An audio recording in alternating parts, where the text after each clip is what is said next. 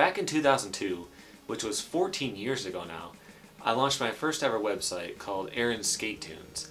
I updated it until about 2006, which is when I shifted focus over to YouTube.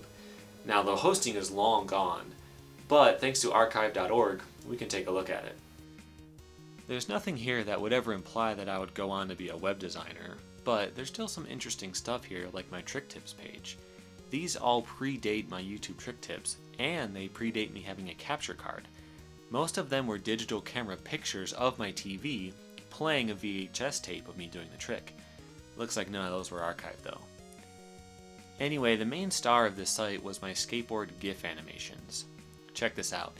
I used to draw these frame by frame in Microsoft Paint.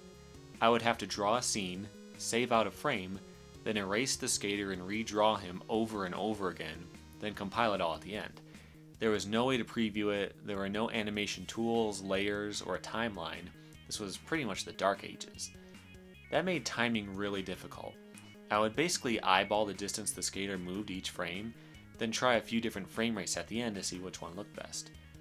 It really helped me out with skateboarding though. Drawing all these frames individually forced me to think about the physics of how each trick should work, and forced me to think more creatively so I didn't repeat tricks too often. The site actually had a pretty reasonable following, which is weird.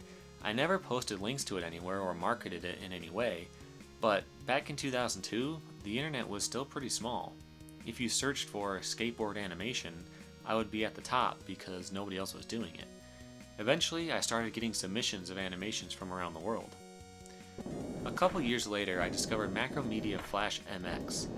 After some experimenting, I really stepped it up and eventually even made my own skateboarding game. This is actually the second skateboarding game I was involved with, but we'll save that for another time.